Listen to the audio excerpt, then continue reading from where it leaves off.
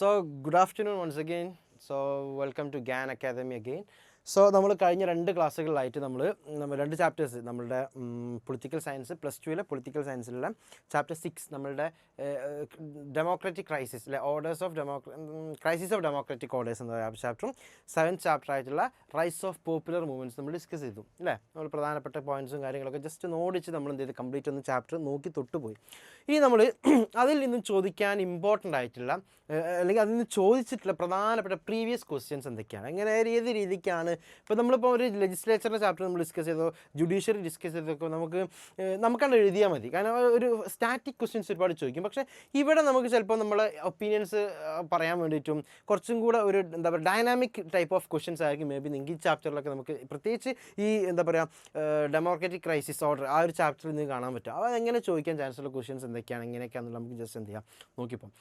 ചോദിച്ച ക്വസ്റ്റ്യൻസ് ആണ്, previous year questions ആണ് നമ്മൾ ഡിസ്കസ് ചെയ്യാൻ പോകുന്നത്. Okay, so let start. First question നോക്കിയാൽ On 25th June 1971, the government of India declared emergency throughout the country. Do you think the emergency was necessary at this time? Justify your thoughts and argument. Yeah. നിങ്ങൾ that question അല്ലേ, do you think the necessary at this time, emergency was necessary at this time? Justify your answer. And what are the lessons taught by the emergency to our democratic system? ഇതാണ്. അപ്പോൾ ഇങ്ങനെയാണ് questions ചോദിക്കുക. അപ്പോൾ നിങ്ങൾ ആദ്യം നമ്മൾ നിങ്ങളുടെ opinion എഴുതണം. എന്നിട്ട് എഴുതണത് on 25th of June 25 the president or the advice of the prime minister Indira Gandhi declared the emergency in India and it affected the working of the political parties in many ways. അതാണ് 25 എന്ത് ചെയ്തു, നമ്മളെ PM-ൻ്റെ ഇന്ദിരാജിയുടെ advice പ്രകാരം Fakhruddin Ali Ahmed G എന്തായി ഇത് announce ചെയ്തു, emergency announce ചെയ്തു. എന്നിട്ട് അത് അനൗൺസ് ചെയ്തോടുകൂടി what happen, it completely disrupted അല്ലെങ്കിൽ completely affected the workings of the political parties in many ways. എങ്ങനെയൊക്കെ നോക്കാം. Therefore അങ്ങനെ many of the oppositions leaders were arrested അല്ലേ, ഒരുപാട് അപ്പോസിഷൻ ലീഡേഴ്സിനെ അറസ്റ്റ് ചെയ്തു, അവരെന്ത് ചെയ്തു, they kept in the jail. This adversely affected the functioning of the parties. അപ്പോൾ പ്രധാനപ്പെട്ട പാർട്ടി ലീഡേഴ്സിനൊക്കെ പിടിച്ച് ജയിലിട്ട പിന്നെ പാർട്ടി പിന്നെ അണികൾ മാത്രമായിട്ട് കാര്യമില്ല, നേതാക്കന്മാരും വേണം. അപ്പോൾ അവർ നേതാക്കന്മാർ ലീഡേഴ്സിനെ പിടിച്ച് മൊത്തം ജയിലിട്ട് കഴിഞ്ഞാൽ സ്വാഭാവികമായിട്ട് പാർട്ടി പ്രോപ്പറായിട്ട് വർക്കിംഗ് ആവണമെന്നില്ല, എഫക്റ്റ് ചെയ്തു. Control imposed in media complete. ഞാൻ പറഞ്ഞല്ലോ അന്ന് അവർ ഈ എമർജൻസി പ്രഖ്യാപിച്ച് ആദ്യം ചെയ്ത പരിപാടി എന്താണെന്ന് വെച്ചാൽ മീഡിയ കംപ്ലീറ്റ്ലി ഇലക്ട്രിസിറ്റി സപ്ലൈ ഓരോ പത്രാഫീസുകളിലേക്കും മീഡിയയിലേക്കുള്ള ഇലക്ട്രിസിറ്റി സപ്ലൈ അങ്ങോട്ട് ക്ലോസ് ചെയ്തു, അങ്ങോട്ട് ബന്ധിച്ചു. അപ്പോൾ പിന്നെ അവർക്ക് അവിടെ കറണ്ട് ഇല്ലാതെ നമുക്ക് പത്രം അച്ചടിക്കാനൊന്നും പോസിബിൾ ആവില്ല. അങ്ങനെ എന്ത് ചെയ്തു അവർ ഒരു ഇത് അപ്പോൾ മീഡിയനെ കംപ്ലീറ്റ് എന്ത് ചെയ്ത് അവർ എഫക്റ്റ് ചെയ്തിട്ടുണ്ട് ഈ ഒരു സിസ്റ്റം. ഓക്കെ, പിന്നെ emergency. Okay, as a result public opinion എന്തായാലും ടേൺഡ് അഗേൻസ്റ്റ് കോൺഗ്രസിനെതിരെയായി. Jayaprakash Narayan became the symbol of democracy ഒക്കെ നമ്മൾ പറഞ്ഞതാണ് ക്ലാസ്സിൽ. Emergency of the new things that were done implement and it Jayaprakash Narayan became the symbol of democracy അല്ലേ. ജയപ്രകാശ് നാരായൺ എന്തായി മാറി, നമ്മളെ ഡെമോക്രസിയുടെ സിമ്പിളായിട്ട് മാറാം. JP ഒരു കാര്യം പറഞ്ഞു, JP പൊളിറ്റിക്സിൽ നിന്ന് മാറി എന്നൊരു വ്യക്തിയായിരുന്നു.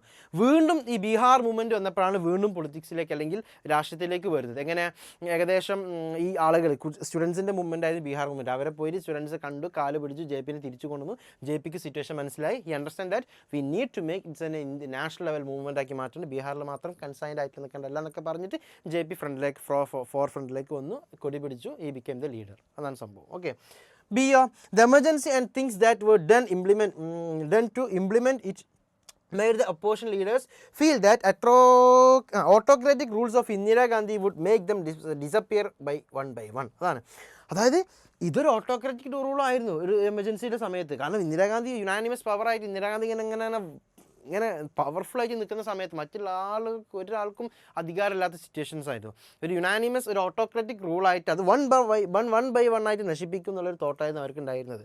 ഓക്കെ, ദെൻ അങ്ങനെ because of that the leaders of different parties kept in touch with one another and were ready to form new political party. The result അതുകൊണ്ട് എന്താണ് ഇന്ദിരാഗാന്ധിയാണ് ഒറ്റക്കൊമ്പൻ എന്ന് പറഞ്ഞത്. ഈ ഒറ്റക്കൊമ്പന് താഴെ നിൽക്കുന്ന ആര് പറഞ്ഞു ഇന്ദിരാഗാന്ധി അനുസരിക്കുന്നത്, അത്രയും പവറായിട്ട് ഇന്ദിരാഗാന്ധി നിൽക്കുകയാണ്. അദ്ദേഹത്തിന് സപ്പോർട്ട് ചെയ്യാൻ ഒരു ടീം വേറെയുണ്ട്. അപ്പോൾ പാർട്ടിയിലത്തെ പല ആളുകളും പിളർപ്പിൽ നിന്ന് പിളർപ്പിലേക്ക് എന്നൊക്കെ പറഞ്ഞ പോലെ തന്നെ പാർട്ടിയിൽ നിന്ന് ഇങ്ങനെ പല ആളുകൾ പല ചെറിയ പാർട്ടികളൊക്കെ ഉണ്ടാക്കി ഫോം ചെയ്യാൻ വേണ്ടി ഇങ്ങനെ തയ്യാറായി നിൽക്കുകയാണ് അവർ. അതിൻ്റെ റിസൾട്ടായിട്ടാണ് നമ്മുടെ ജനതാ പാർട്ടി എന്ത് ചെയ്തിട്ടുള്ളത്, ഫോം ചെയ്തിട്ടുള്ളത്. Okay, and with the formation of the new party it strongly believed the anti Congress votes won't divide. അപ്പോൾ ഈ ജനതാ പാർട്ടി എന്താണ് കോൺഗ്രസിനെതിരായിട്ട് ഫോം ചെയ്ത പാർട്ടിയാണ്. അപ്പോൾ എന്താണ് കോൺഗ്രസിൻ്റെ അഗെയിൻസ്റ്റുള്ള വോട്ടൊന്നും ഡിവൈഡ് ചെയ്യില്ല. ഒരുപാട് പാർട്ടി ഉണ്ടായി കഴിഞ്ഞാൽ പല പാർട്ടിക്ക് വോട്ടുകൾ ഡിവൈഡ് ചെയ്ത് പോകും അല്ലേ. കോൺഗ്രസിന് കിട്ടാത്ത പാർട്ടികൾ പലതും ഡിവൈഡ് ചെയ്ത് പോകും. അപ്പോൾ ഒറ്റ പാർട്ടി ജനതാ പാർട്ടി കോൺഗ്രസിനെതിരെയായിട്ട് ഒരൊറ്റ പാർട്ടിയായിട്ട് വന്നു കഴിഞ്ഞാൽ ആ ഡിവൈഡ് ചെയ്ത് പോകുന്ന എന്താ പറയുക വോട്ടൊക്കെ ഒറ്റ പാർട്ടിക്ക് അല്ലെങ്കിൽ ജനതാ പാർട്ടിക്ക് ഇടും. ഒരു ഉദാഹരണം പറയുകയാണെങ്കിൽ ഇപ്പോൾ നമ്മളൊരു അപരന്മാർ അല്ലേ, ഇലക്ഷനിലൊക്കെ നമുക്ക് അപരന്മാരെ നിർത്താറുണ്ട് ഇലക്ഷൻ നടക്കുമ്പോൾ. സെയിം പേരും സെയിം ഇതൊക്കെയുള്ള അഡ്രസ്സൊക്കെ സെയിം അഡ്രസ്സല്ല സെയിം പേരും ഇതൊക്കെ ഉള്ള ഒരാളെ നമ്മൾ ഇപ്പോൾ രാജേഷ് കുമാർ സപ്പോസ് ആ രാജേഷ് കുമാർ തന്നെ വേറെ ഇതേ ഇലക്ഷനിൽ അവിടെ തന്നെ വേറെ രാജേഷ് കുമാർ മത്സരിക്കുകയാണെങ്കിൽ ആളുകൾക്ക് മാറിപ്പോകും ചിലപ്പോൾ. ഈ രാജേഷ് കുമാറാണോ ആ രാജേഷ് കുമാർ, ആ രാജേഷാണോ ഈ രാജേഷ് എന്നുള്ള പേരിൽ അങ്ങോട്ട് ഒരു കൺഫ്യൂഷൻ വന്നിട്ട് ജനങ്ങൾ ഈ രാജേഷിന് കുത്തേണ്ടത് ആ രാജേഷിനും കുത്തും, ആ രാജേഷിന് കുത്തേണ്ടത് ഈ രാജേഷിന് കുത്തും. അപ്പോൾ എന്തായി വോട്ട് കംപ്ലീറ്റ് സ്പ്ലിറ്റായി മാറി. ഈ ഒരു രാജേഷിന് കിട്ടേണ്ട വോട്ട് എന്തായി മാറി മറ്റേ രാജേഷ് വന്നതോട് കൂടിയിട്ട് കുറേ അവനും പോയി കുറേ ഇവനും പോയി. ഇപ്പം ഒരു 5000 വോട്ട് കിട്ടുന്നിടത്ത് 2000 ഒക്കെ ആയിട്ട് ആകെ സ്പ്ലിറ്റായിട്ട് പോയിട്ടുണ്ടാവും. അപ്പോൾ ജയിക്കാൻ ചാൻസ് കുറവാണ് അവിടെ. അതാണ് അപരന്മാർ. അതേപോലെ തന്നെ ഇവിടെ എന്ത് ചെയ്തു കുറേ പാർട്ടീസ് ഉണ്ടെന്നുണ്ടെങ്കിൽ ഇതിൽ വരേണ്ട സംഭവങ്ങൾ ഡിവൈഡ് ചെയ്ത് ഡിഫറൻഷ്യേറ്റ് ചെയ്ത് പോകും. അപ്പോൾ ഒറ്റ പൊളിറ്റിക്കൽ പാർട്ടി ആയിട്ട് ഒപ്പോഷനായിട്ട് വന്നപ്പോൾ എന്ത് ചെയ്തു ആ ഡിവൈഡ് ചെയ്ത വോട്ടുകളൊക്കെ ഒറ്റ കൊടക്കീഴിലായിട്ട് ഒറ്റൊന്നായിട്ട് വന്നു. While the formation of new party it was strongly believed that anti Congress okay the 1977 election was a referendum എമർജൻസിക്ക് ഒരു റെഫറൻഡം ആയിരുന്നു. കാരണം എന്താ ആ ഒരു പാർട്ടി ഫോം ചെയ്തു, ഇലക്ഷൻ നടന്നു. 1977 ഇലക്ഷനിൽ ജനതാ പാർട്ടി എന്ത് ചെയ്തു വിജയിക്കുക, ഇലക്ഷനിൽ ജയിക്കുകയും ചെയ്തു as a result. Okay and Congress was badly defeated. Next question, okay. On June 25th, the government of India declared a national emergency under the Article 352. Article 352. Write the major consequences of the declaration of national emergency. എന്തൊക്കെയാണ് the consequences നോക്കാം. Because of the internal problems, emergency was declared as the people were in trouble. According to the constitution, during the emergency, central government has special ഒരുപാട് ജനങ്ങൾ ട്രബിളിലായി. ഈ emergency വന്നു കഴിഞ്ഞാൽ നമ്മുടെ ഈ central government ഒരുപാട് പവേഴ്സ് വരുന്നുണ്ട്. എന്തൊക്കെയാണ് നോക്കാം. During the emergency government follow എന്തൊക്കെയാണ് ഗവൺമെൻറ് ചെയ്ത കാര്യങ്ങൾ. Protest and agitations by government employees were banned. Government എംപ്ലോയീസിൻ്റെ പേരിലെ പ്രൊട്ടസ്റ്റും അജിറ്റേഷൻസ് അവർ ബാൻ ചെയ്തു. പിന്നെ മീഡിയ അവർ കംപ്ലീറ്റ്ലി സ്ട്രിക്റ്റഡ് കൺട്രോളിലായിട്ട് കൊണ്ടുവന്നു. ഫണ്ടമെൻ്റൽ റൈറ്റ്സ് എന്ത് ചെയ്തു, ജനങ്ങളുടെ ഫണ്ടമെൻ്റൽ റൈറ്റ്സ് സസ്പെൻഡ് ചെയ്തു. Even court could not enforce ആണ്. കാരണം ആർട്ടിക്കിൾ 32 വഴി നമ്മൾ പറഞ്ഞതല്ലേ കോർട്ടിന് എന്തുണ്ട് ഫണ്ടമെൻ്റൽ റൈറ്റ് വയലേറ്റ് ചെയ്ത് കഴിഞ്ഞാൽ ആസ് പെർ ദ 32 ആർട്ടിക്കിൾ നമുക്കത് റീ എൻഫോഴ്സ് ചെയ്യാൻ പറ്റുമെന്ന് പറഞ്ഞിട്ടുണ്ട് അല്ലേ. എന്നാൽ ആ റീ എൻഫോഴ്സ് ചെയ്യേണ്ട ആർട്ടിക്കിൾ വരെ എന്ത് സസ്പെൻഡ് ചെയ്ത് കഴിഞ്ഞാൽ പിന്നെ കോടതിക്കൊന്നും ചെയ്യാൻ പറ്റാത്ത അവസ്ഥയാണ് ഒന്നത്. കോടതി തന്നെ എൻഫോഴ്സ് ചെയ്യാൻ പറ്റാത്ത സിറ്റുവേഷനിലായി മാറി. നമ്പർ ഓഫ് എന്താ പറയുക പ്രിവെൻറ്റീവ് അറസ്റ്റ് എന്ത് ചെയ്തിട്ടുണ്ട് രേഖപ്പെടുത്തി. ഇങ്ങനെയൊക്കെ എന്ത് ചെയ്ത് ഒരുപാട് പ്രശ്നങ്ങൾ വന്നു. പിന്നെ by doing all these things the democratic setup was seriously shaken. നന്നായിട്ട് കുലുങ്ങിപ്പോയി ഡെമോക്രസി നമ്മളുടെ അടിത്തറ. Then media could publish only the things approved. Government എന്താണോ പറയുക അത് മാത്രമേ മീഡിയ പബ്ലിഷ് ചെയ്യാൻ പറ്റുള്ളൂ. അതിനെതിരെ മീഡിയ എന്തും ചെയ്താൽ അപ്പം മീഡിയക്കെതിരെ പ്രശ്നമായി മാറി, മീഡിയ പൊട്ടിക്കിട്ടും. Okay protesting against this newspaper like Indian Express, Statesman published their papers. ഇതിനെ പ്രതിഷേധിച്ചിട്ട് കാരണം ന്യൂസ് പേപ്പർ എന്ന് പറഞ്ഞാൽ എന്താണ് എല്ലാ എന്താ പറയുക ആർഗ്യുമെൻറ്റ്സും സപ്പോർട്ടീവായിട്ടും ഒപ്പോസീവായിട്ടൊക്കെ രേഖപ്പെടുത്തുന്ന ഒരു ഇതാണ് ന്യൂസ് പേപ്പർ മീഡിയ എന്ന് പറഞ്ഞാൽ അല്ലേ. ആ മീഡിയക്ക് ഗവൺമെൻറ് പറഞ്ഞാൽ മാത്രം ഗവൺമെൻറ്റിൻ്റെ കാര്യങ്ങൾ മാത്രം പുറത്ത് വിടാന്ന് പറഞ്ഞാൽ അത് ഒരിക്കലും സഹിക്കാൻ പറ്റാത്ത കാര്യമാണ്.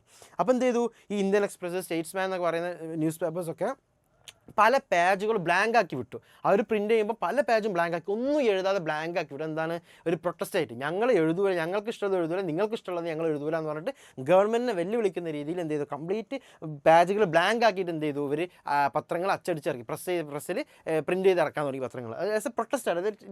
It is A kind of protest from the media side. Okay many journalist your under power. അതിൻ്റെ പേരിൽ ഒരുപാട് ജേർണലിസ്റ്റിനെ പിടിച്ച് അറസ്റ്റ് ചെയ്തു. എന്താ ചെയ്യുക. പിന്നെ many opposition leaders were also kept in preventive.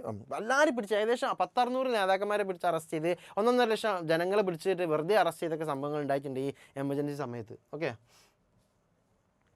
പിന്നെ വേറെന്താണുള്ളത് arguments for keeping them in jail was preventive in any possible violence. പിന്നെ many leaders went underground.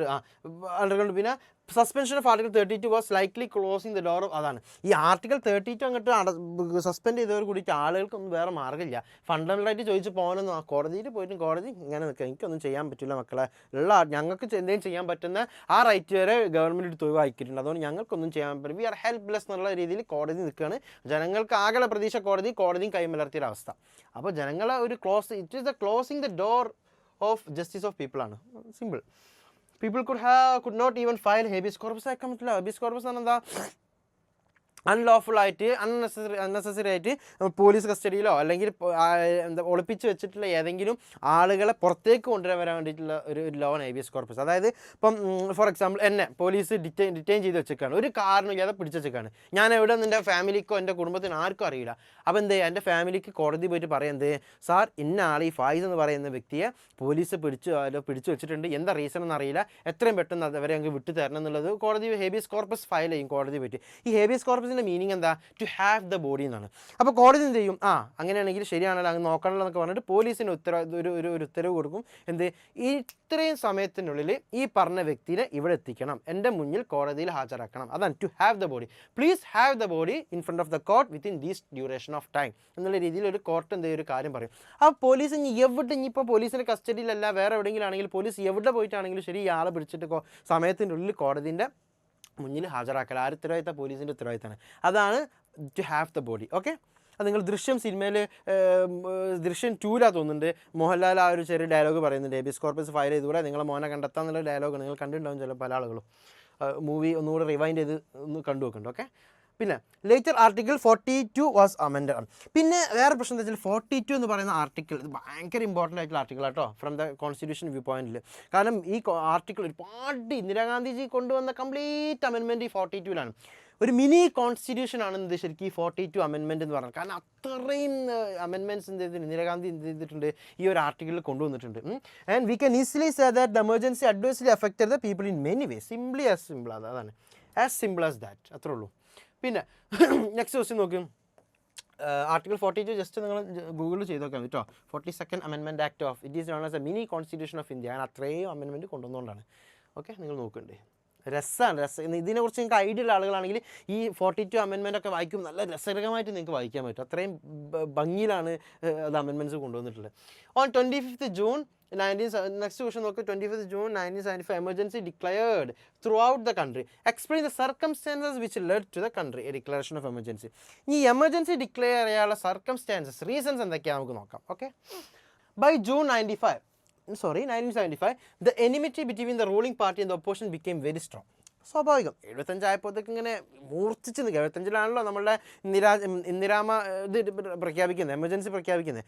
അപ്പോൾ അത് ഭയങ്കരമായിട്ട് ഇങ്ങനെ ഉച്ചിയിലെത്തി നിൽക്കുന്ന ഒരു അവസ്ഥയിലായിരുന്നു ആ opposition and party, ruling party opposition തമ്മിലുള്ള പ്രശ്നങ്ങൾ. ഒരു നിലക്ക് മുന്നോട്ട് പോകാൻ പറ്റുന്നില്ല എന്നുള്ള അവസ്ഥയിലായി. അപ്പോഴോ നമ്മുടെ അണ്ണൻ Jayaprakash Narayan demand the resignation of Mrs Gandhi. ഇനിയൊന്നും പറ്റൂല, ഇനി ഗാന്ധി ഇവിടുന്ന് പോകണം, ഇന്ദിരാഗാന്ധി രാജിവെച്ച് പോകണം, എന്തെങ്കിലും ഇന്ത്യക്ക് ഒരു ഡെമോക്രസി പ്രോപ്പറായിട്ട് ഉണ്ടാവുള്ളൂ എന്നുള്ള രീതിയിൽ റെസിഗ്നേഷൻ ഓഫ് ഇന്ദിരാഗാന്ധി എന്ത് ചെയ്തു, മറ്റേ JP ആവശ്യപ്പെട്ടു. അങ്ങനെ on 25th June there was a big protest in the Ramlila മൈതാനിൽ ഇതിൻ്റെ ഒരു പ്രൊട്ടസ്റ്റ് ആവശ്യപ്പെട്ടിട്ട് വലിയൊരു റാലി, ഈ രാമലീല മൈതാന പ്രത്യേകത ഡൽഹിയിലൊക്കെ ഇതുപോലത്തെ വലിയ വലിയ പ്രൊട്ടസ്റ്റുകളൊക്കെ ഉണ്ടാകുമ്പോൾ അവിടെയാണ് എന്ത് ചെയ്യാറുള്ളത്. അത്ര വലിയൊരു ഓപ്പൺ സ്റ്റേഡിയമാണത്. സ്റ്റേഡിയംസ് ഒരു ഓപ്പൺ ഗ്രൗണ്ടാണ്. ഓക്കെ, രാമലീല DUവിലൊക്കെ കുറച്ച് ആൾക്ക് അറിയാൻ പറ്റും. ഡൽഹി യൂണിവേഴ്സിറ്റിയിലെ സാക്കിർ ഹുസൈൻ്റെ ഒക്കെ ഏകദേശം ഡൽഹി സാക്കിർ ഹുസൈൻ കോളേജ് ഉണ്ട്, അതിനൊക്കെ ഓപ്പോസിറ്റ് നിൽക്കുന്ന ഒരു സ്ഥലത്ത് സെൻട്രൽ ഡൽഹിയിലാണ് ഈ ലൊക്കേഷൻ വരുന്നത്. ഓക്കെ, പിന്നെ അപ്പോൾ 25th ഇങ്ങനെ വലിയൊരു മാസ് മൂവ്മെൻറ്റ്, ഒരു മാസ് പ്രൊട്ടസ്റ്റ് ചെയ്ത് രാമലീല മൈതാനിൽ വെച്ച് നടന്നു. There also he demanded Mrs. Gandhi's recognition and declared would start at സത്യാഗ്രഹം ആയിട്ട് പ്രഖ്യാപിക്കാനുള്ള പ്ലാനായിരുന്നു. പിന്നെ he asked the police and government employees not to obey any rules. അതാണ്, അതായത് പോലീസ് പട്ടാള ഒരു റൂൾസും ഇനി ഗവൺമെൻറ് പറയുന്ന ഒരു റൂൾ നിങ്ങൾ ഫോളോ ചെയ്യരുത്, അത് എതിരായിട്ട് നിൽക്കണം എന്നുള്ള രീതിയിൽ എന്ത് ചെയ്തു, പോലീസിനോടും ഇവരോടും എന്ത് ചെയ്തു, ഇയാൾ പറയാൻ തുടങ്ങി.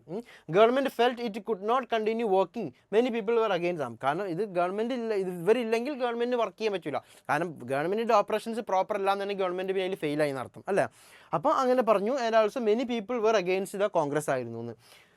As a reaction to all these, ഇവർ ഭയങ്കര തകൃതിയായിട്ട് സത്യാഗ്രഹയും ഭയങ്കര പ്രൊട്ടസ്റ്റ് നടക്കുമ്പോൾ ഒരു മിന്നൽ പോലെ നമ്മൾ ഇന്ദിരാഗാന്ധി എന്ത് തിരിച്ചടിക്കുക. എങ്ങനെ റെസ്പോണ്ട് ചെയ്യും Indira Gandhi?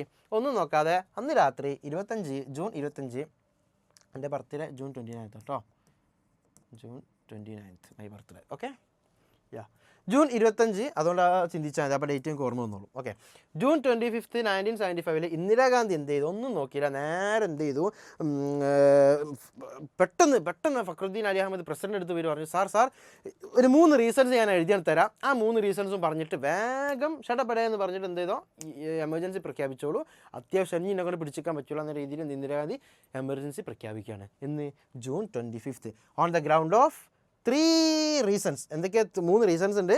And internal security disturb ആയിട്ടുണ്ട്, അല്ലെങ്കിൽ ഇൻറ്റേർണൽ ഡിസ്റ്റർബൻസ് വന്നിട്ടുണ്ട്, അതുകൊണ്ട് ഇനി ഇവിടെ പിടിക്കാൻ പറ്റില്ല, we can declare the emergency എന്ന് പറഞ്ഞിട്ട് ആ ഒരു റീസണിൻ്റെ പേരിൽ ഇന്ദിരാഗാന്ധി അങ്ങോട്ട് പ്രഖ്യാപിക്കുകയാണ് എമർജൻസി. സ്വന്തം ഇഷ്ടപ്രകാരം പ്രഖ്യാപിച്ചു. പിറ്റേന്ന് രാവിലെ 6 മണിക്കാണ്, മാറ്റില്ല, കൂടെയുള്ളവർ കൂടി അറിയുന്നതെന്നാണ് പറഞ്ഞത്. മനസ്സിലായില്ലേ? അതാണ് എന്ത് റീസൺസ് ഫോർ ദ. ഇനി നോക്കി റീസൺ എന്ന് പറയുമ്പോൾ അതിൻ്റെ മുന്നിൽ പിന്നെ എന്താ പറയുക, 2-3 റീസൺസ് ഉണ്ട് കേട്ടോ. നമ്മുടെ കോൺസ്റ്റിറ്റ്യൂഷണൽ ഇഷ്യൂസ് ഒക്കെ ഉണ്ട് സംഭവം. ഓക്കെ, ക്രിസ്മസ് എക്സാം അങ്ങ് അടുത്തല്ലേ, എക്സാം എന്ന് കേട്ട് പാനിക് ആവണ്ട. ഇനിയുള്ള ചുരുങ്ങിയ സമയം കൊണ്ട് ഒരു എക്സ്പേർട്ട് മെന്ററിന്റെ സഹായത്തോടു കൂടി important topics, PYQ analysis, systematic revision എന്നിവയടങ്ങിയ ഒരു complete crash course package Gyan India നിങ്ങൾക്കായി വെബ്സൈറ്റിലൂടെ ഫ്രീ ഓഫ് കോസ്റ്റ് നൽകുന്നു. താഴെ കാണുന്ന ലിങ്കിൽ ക്ലിക്ക് ചെയ്യൂ, ഞങ്ങളുടെ ക്രാഷ് കോഴ്സിൽ ജോയിൻ ചെയ്യൂ.